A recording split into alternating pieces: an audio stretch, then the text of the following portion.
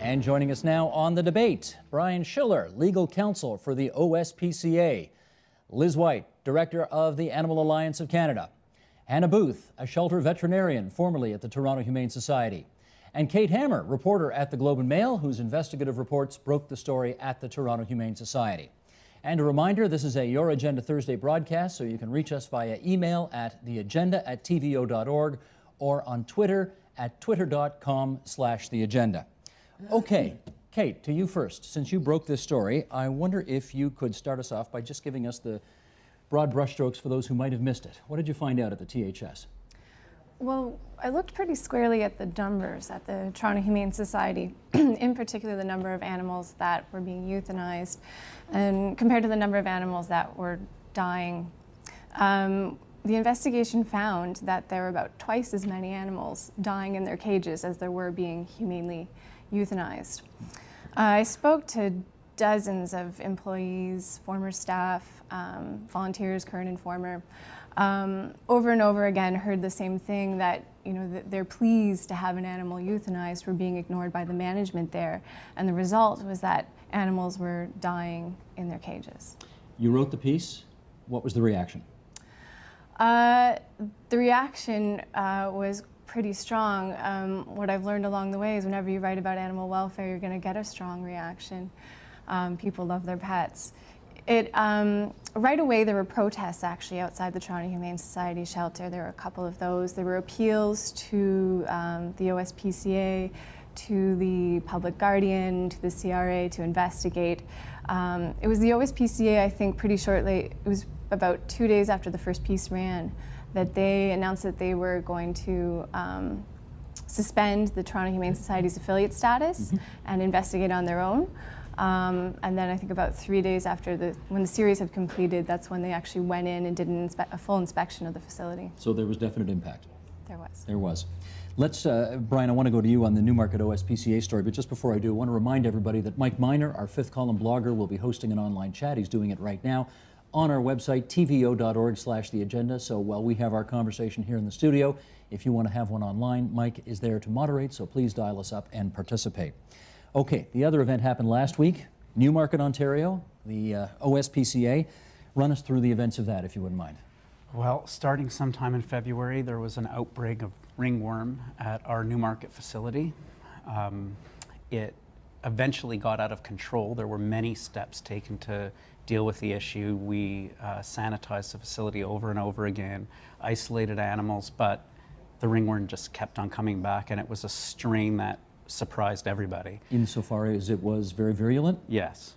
And in fact, the samples are still out for testing, and people are very interested to know precisely what this strain of ringworm is. So you made a decision to? Well, veterinarians made the decision that the only way to put an end to the ringworm epidemic in the facility was to euthanize all of the animals in the facility. And that would have been what number? How many? It would have been 350. So you got about, what, 99 in? 99 animals were euthanized. And at that point, what happened then? Well, the veterinarians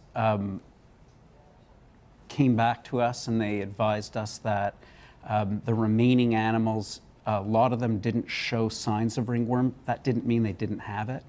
And the decision was made to isolate the remaining animals, do further testing on them, get them into isolation in various facilities, and hope for the best. Was the thinking that the ringworm was so serious and causing the animals so much pain that it was in their better interests that they be put down? The thinking was that it was so difficult to treat because treating ringworm in a shelter environment is very difficult, and the strain was so severe it would have taken many weeks to months to rid the facility of ringworm. It wasn't that the animals were in a situation where they were going to die from the ringworm. It's a fungus. But in a shelter environment, you have to assess many factors, and one factor in particular is public health. Shelter staff were starting to get ringworm. They were taking it home with them. And obviously, if one of those pets had been adopted and taken it home, more potential. It's not an option to allow those animals to be adopted out with ringworm. Okay. Hannah, have there been other examples in Canada of mass euthanization on this kind of a scale? To be honest, I haven't followed. I would assume, I mean, Toronto any animal service is in the function of, I mean, if you don't have the space to be able to house the animals, and obviously in Canada we have a severe, in most countries we have severe animal overpopulation. So if you don't have the facilities to house the animals, there really isn't another option. I can't speak specifically on when other mass euthanasias have occurred. I guess I'm trying to figure out here, the notion of putting down 350 animals, for whatever reason, in this case ringworm, is that extremely unusual in your business? I would say that high of a number in one instance for a condition that is treatable, yes, it's unusual. Okay. You're a vet who works in the shelters, right? I am, yep. How is that different from a vet who works in a veterinarian clinic? As a shelter vet, you're dealing with the overall population. So as much as shelter vets don't want to have to deal on a population base, and it's almost a herd health situation, like, you know, like dairy cattle or beef cattle, you want to be able to treat the individual animal, but you need to look at the overall population as a whole, and the overall greater good of the animal. And obviously, funds are usually limited in shelters, whereas in private practice, you've got, in most cases, clients that are willing to spend a lot of money on their animals. Gotcha. Liz, where are you coming from on this? Well, I think I talk to a lot of people in the community, that's where I come from, and we have, I think, organizations that are seen as two extremes.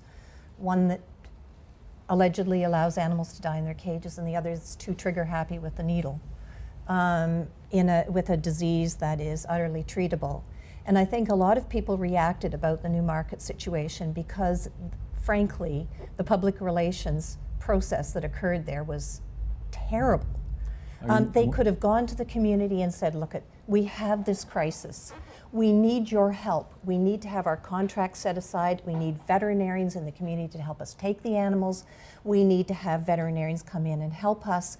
But we don't want to kill animals because of a treatable condition, and it doesn't have to happen. And I think that's why we saw the extent of anger in the community about it, that this was an unnecessary thing.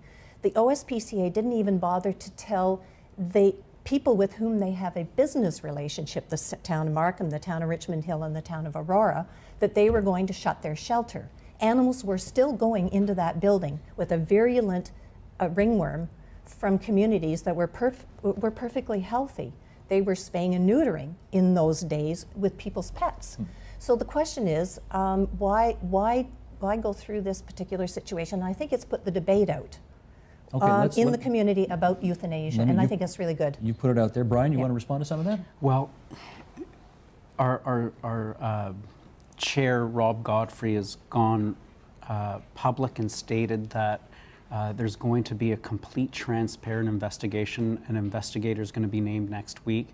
Definitely mistakes were made. Protocols weren't followed. And we needed to work better with our community and our relationships with business organizations and other people in the animal welfare community. And we've come out and said that mistakes were made, and we're, you know, hopeful that the investigation is going to give clear insight into what exactly broke down and where we go with that. Liz, let me just understand, because you said the biggest disaster here was what you called a PR process. You didn't like that. No, the biggest disaster was that animals died as a result of a terrible PR process that died unnecessarily. Did they die? I want to make sure I understand. Did they die because of a bad PR process or because of a bad decision to treat ringworm this way? A bad decision to treat ringworm, and then a bad decision to, as far as the PR went. The minute people knew that these animals were going to die, people were calling. I dealt with people who said that they would gift all kinds of money, they would open up their homes, they would do all sorts of different things. They could not get an answer back, okay, from the shelters. So, you know, the animals were in there. People thought that the animals were dying unnecessarily, and nobody was responding to these generous offers out in the community. Hannah, again, in your experience, is it typical in the case of ringworm, which I understand is treatable, even if it is virulent, it's treatable, would euthanasia be a typical response if you're running a shelter? No. It No, wouldn't be. it's not. It's absolutely not. It's not a condition that's causing the animal suffering. I can't speak to the specific strain at Newmarket, and if it was more virulent than what I've experienced at the Toronto Humane Society, then perhaps it was causing more suffering. But no, it's a treatable condition. But I do want to point out that it's not a condition that's easily diagnosed or easily treated. It's not something that, I mean, many animals are going to go asymptomatic, so you're not going to realize that they're carriers and they're going to be spreading it around. So it's very difficult to control.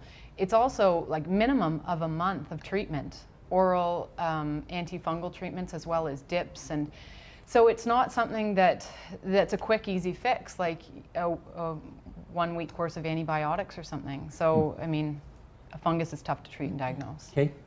I think it's important to remember that while it's unusual to euthanize animals for a ringworm outbreak, it's actually the subject of debate largely within shelter medicine. When I started researching this, pretty quickly I came across a recent article in a magazine put out by the American Humane Society.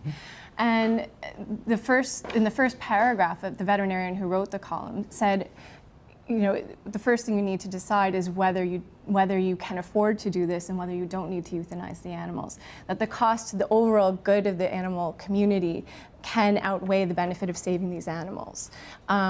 I'm not going to characterize the OSPCA's decision itself as good or bad. I think it's important that we recognize that there's a lot of debate amongst professionals about this. Equally, actually, I found a lot of online sort of chat rooms with veterinarians where they go back and forth over this. So there is a big debate about how you actually treat this. There is a big debate. It's kept under the rug a little bit because the examples I could find, there was sort of an attempt to keep this quiet. You know, this is an unusual scenario, and that the OSPCA at the time that they did this had locked horns with the Toronto Humane Society and was under a microscope. And so I think it was set up to blow up at a different level. Also, as Liz pointed out, there was some PR breakdown there. But Go I ahead, think Liz. beyond that, what I think this points out is exactly the problem with what we have with the OSPCA, and that is that while it is sheltering and managing animals within its own shelter, it's also prosecuting other shelters.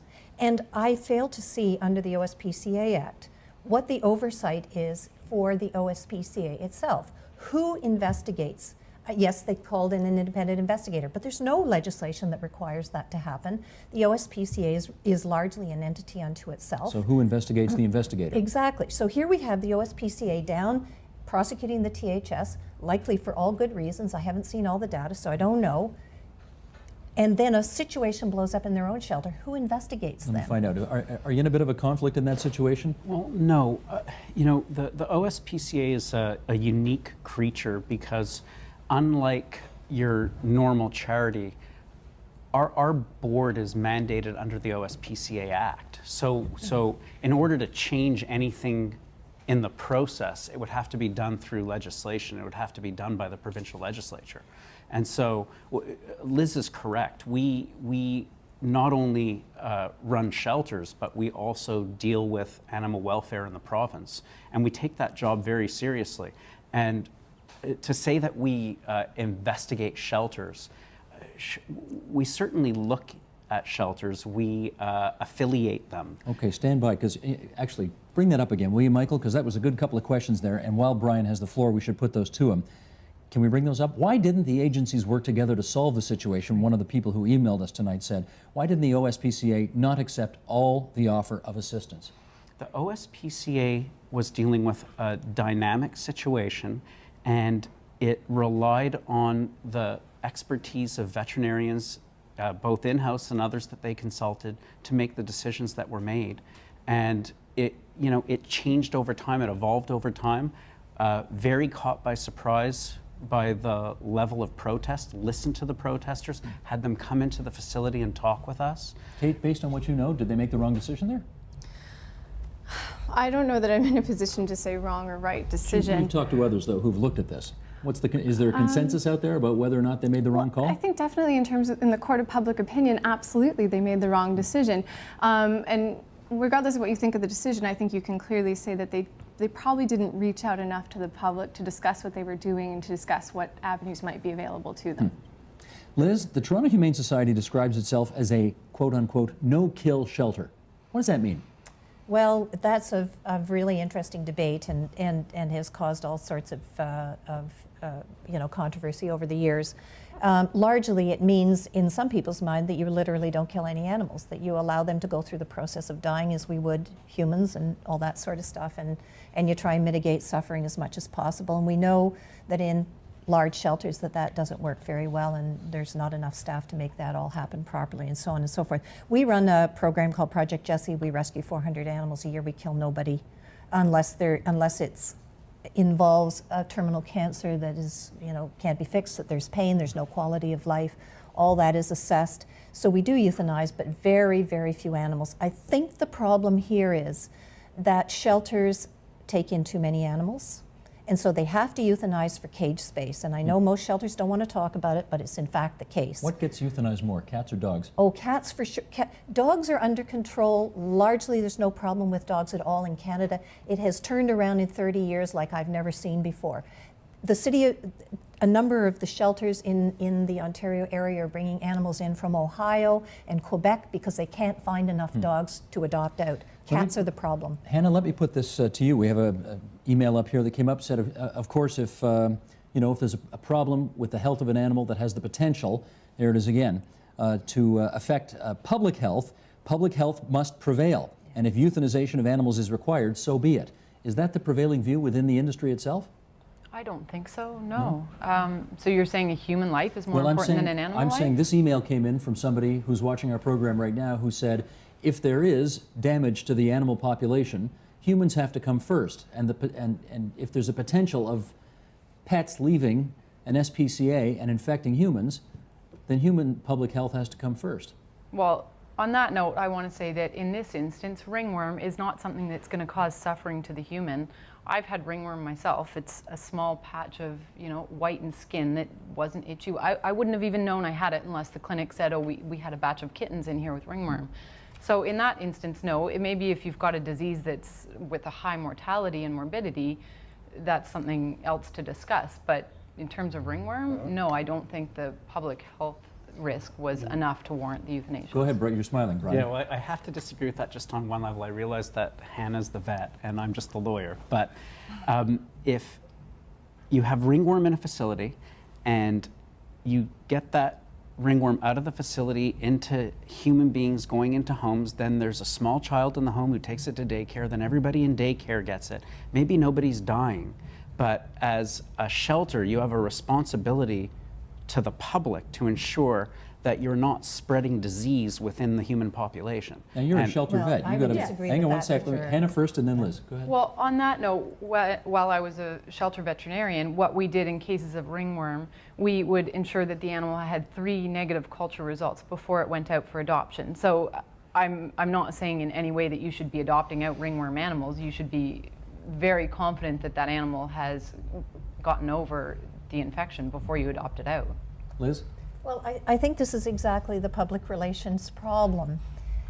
If you look at the way in which the the discussions unfolded from the OSPCA, you could see a sea change once people were seen to be having the disease and it leaving the shelter. That's, I think, when the decision was made, it would appear to me, on the euthanasia stuff. And I think that's just wrong-headed, that animals that are in the shelter that have no control over their lives whatsoever are persecuted and killed because 6 people left the shelter with ringworm. And I think that is just too heavy a price to pay, and it isn't warranted. We just got an email here that I want you to comment on. Liz, I'm warning you ahead of time. You're not going to like it, but I want you to comment on it anyway.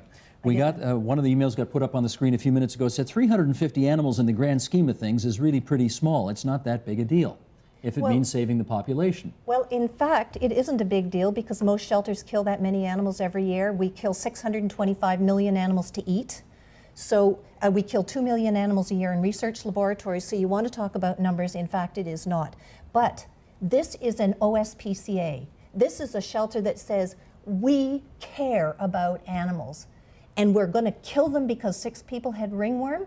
I think that is a public relations nightmare. It is a terrible thing to do to the animals that have no control over their lives whatsoever. And I think the OSPCA should have gone the distance in this one. reached out to the community and said, please help us. We don't want to kill these animals. We want to find a solution.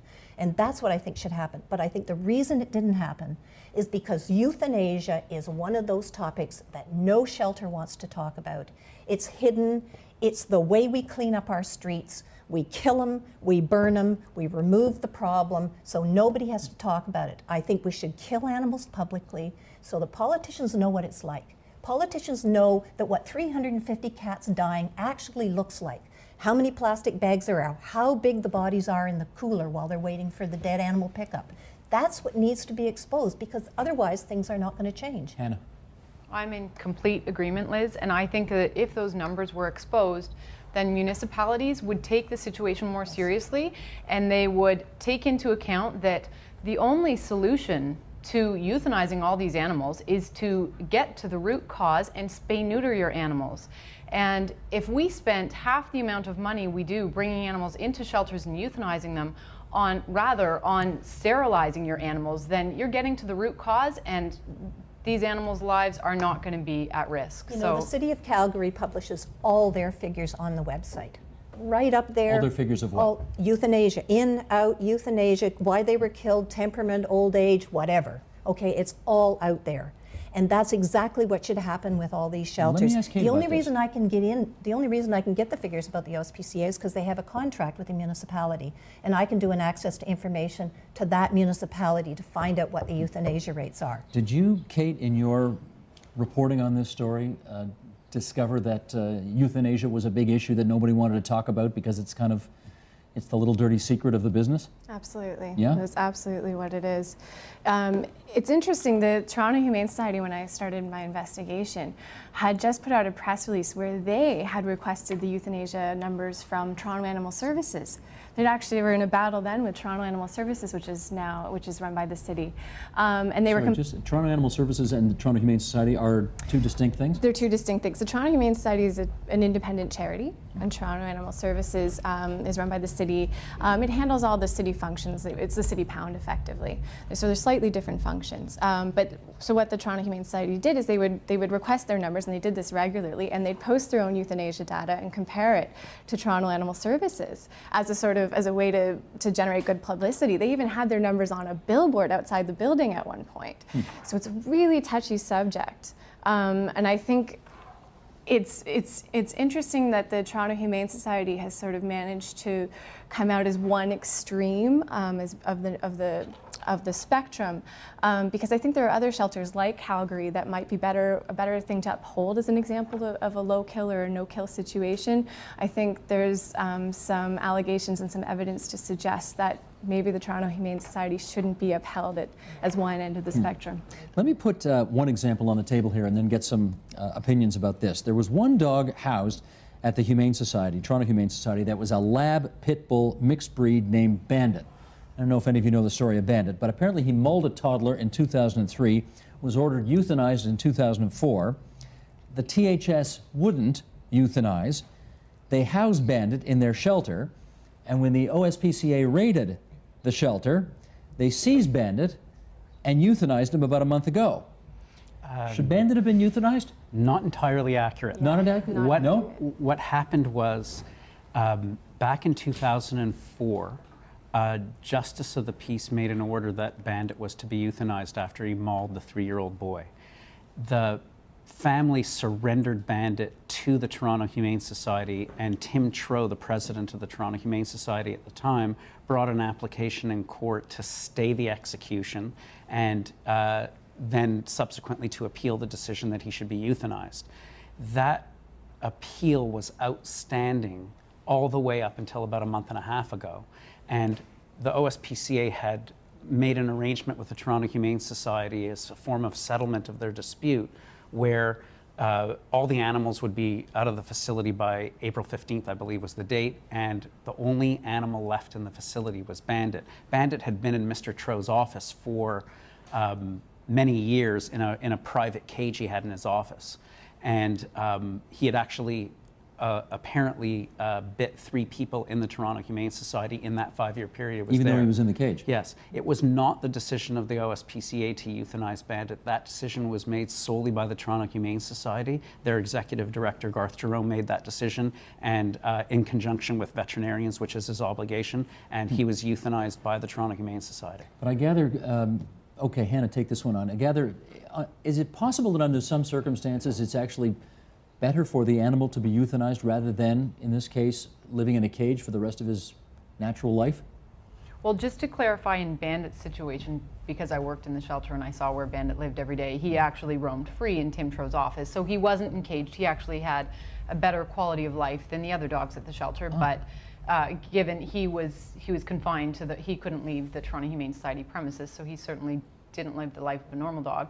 The point I want to make is that when you ask was Bandit's euthanasia warranted, I would say no, because Bandit was not given any behavior modification training. He was not worked with by experts behaviorists. He was basically ignored and thrown in Tim's office. So it was an unfair situation for him. How did the dog manage to roam around in Tim's office and never bite Tim? Or did it bite Tim? You know what? He wasn't always an aggressive dog. But he was unpredictably aggressive, and in many instances he showed his aggression, and he injured people and other animals. So, you got a view on this, Liz? Yeah, I actually agree that, and I think the problem is that Bandit became the icon of this big fight over pit bull issues. And over aggression. And I would just say there's a cautionary tale. I talked to an individual who rescued a dog that was taken into the shelter for euthanasia because it growled and bit somebody. And upon investigation, they found that this dog had been picked up by its fur and thrown against a wall, and the person who did that got bitten. But none of that was reported. It was seen as an aggressive dog. So I think the difficulty... You think that goes towards explaining perhaps why the dog did what it did? Well, that's right. So there may be, largely when these aggressive situations happen, extenuating circumstances are not always investigated to find out why it occurred. There's a fear reaction that occurs and an immediate desire to get rid of that animal. And Bandit became an icon of all those fights caught in the middle of the Humane Society. I never saw him there. I don't know what kind of life he lived. I'm clearly not a normal dog life, which is very, very sad to me. And seeing the pictures in the Globe and Mail of Bandit made me extremely sad, because ultimately this animal paid with his life for a fight that he had no control over or anything to say about. He was just there, a pawn amongst all these people who had opinions about what should happen to him. Kate, I'm going to go to you with this. One of the things that all of this has exposed are some pretty serious turf wars among the differing organizations out there that say that they are responsible for animal welfare in this province and country. Can you go into that a bit? What did you discover on that front? Well, as soon as you become at all acquainted with the animal welfare world, you learn about the positions of the Toronto Humane Society and the OSPCA and Toronto Animal Services, other large shelters in the country. They all have kind of staked out a position on that spectrum, largely based on how they euthanize. It's really the sort of flag that a shelter will put in the sand to say, this is our position, give us your dollars. The turf war between the OSPCA and the Toronto Humane Society began a long time ago. The Toronto Humane Society actually sued the Hamilton SPCA a few years ago for libel over donation flyers, seeking donations. So it's something that's been going on for a long time. I don't think it's going to stop anytime soon. I don't know that it's fair to characterize everything we've seen in the last year as a turf war. Okay, but why, if everybody's in the business to protect animals, which I think everybody sounds like they are, what is there to fight over exactly? Well, precisely. I mean, so if you look at my investigation of the Toronto Humane Society, if you want to protect animals, there were a lot of serious allegations there that needed to be investigated. That's what the OSPCA did. I'm not sure that it's fair to call it a turf war in the fact that they stepped in. If they hadn't stepped in, the Toronto Humane Society would be exactly as it was a year ago, with the same leadership and the same allegations emerging. The allegations that I uncovered have been going on for almost a decade, since Tim Tro had been in charge of the society. And I should add that it was employees, volunteers, staff people who went in to donate, to adopt animals out of the Toronto Humane Society, who were the ones that came to the OSPCA asking us to get involved. They blew the whistle. They blew the whistle. I think it's also worth noting that even before my investigation started, the Toronto Humane Society had also locked horns with Toronto Animal Services. So they certainly had a history of bad relationships, actually with a lot of animal welfare groups in the city, a lot of smaller groups too. They didn't have the sort of cooperation that a large urban shelter will often have with smaller rescues. You'll have like breed-specific rescues and other groups that will usually cooperate. That didn't happen with the Toronto Humane Society, so I think there's something different there. I think it's also worthwhile to point out that the model with the OSPCA, where they're a charity that also oversees other shelters, is not unique to Ontario. And it's in the province where the Toronto Humane Society exists that this issue has first come to light. Right. I don't think it's a coincidence. Now that we've got about 2 minutes left here, Hannah, to you on this one. Now that all of this has transpired and been reported on quite thoroughly, and the public has engaged on it, how do you like the chances of kind of cleaning things up and making things better for animals at the end of the day, now that there's been considerable public engagement on this? Thank goodness that somebody stepped in and the suffering was put to an end. To even consider that this was a turf war is ridiculous. There was so many employees and volunteers coming forward and saying, you know, the degree of suffering in here is atrocious. Somebody's got to do something about it. Thank goodness somebody did something about it, and we can now move forward. There will be a new election for a new board at the end of this month, and I'm confident that the Toronto Humane Society will thrive and be a world-class shelter at the end of the day. Here's the one. I'm a monthly donor to the Humane Society. I feel uncomfortable about my donations and their proper use, but I know that if I do not donate, it is less chance for the animal to survive. Are people, Brian, in a bit of a catch-22 right now? I've had that question a million times, and the answer back is you should donate your dollars, and this is going to be, as Hannah said, a world-class shelter once it gets back up on its feet in June. That's our hope. I'm recommending that people donate to the City of Toronto, Animal Services, because you can get a tax receipt. There's accountability, transparency, and clarity. They're setting up a free feral cat spay-neuter clinic. They've got all kinds of services that include helping animals that are injured, helping animals that have behavioral problems, spay and neuter stuff. They're spaying and neutering virtually every animal out of the shelter. If everybody sends their donations to the city as opposed to the Humane Society of the OSPCA, what happens to them? Well, it's like voting, Steve. You got to tell people what you believe, and the only way that you can tell people in the charities is by their dollars. That's how you vote. And I agree, but the SPCAs and the Humane Societies have to become transparent. They have to start opening up their doors and telling people what they're doing. Giving the euthanasia figures. I think if people start removing their money from them, they're going to start thinking about it. And absolutely. That, Liz White, is the last word today. Can I thank Liz White from the Animal Alliance of Canada, Kate Hammer from the Globe and Mail. Appreciate you being here tonight. On the other side of the table, Hannah Booth, shelter veterinarian, and Brian Schiller from the OSPCA. Good of all of you to join us tonight for our discussion here on the agenda.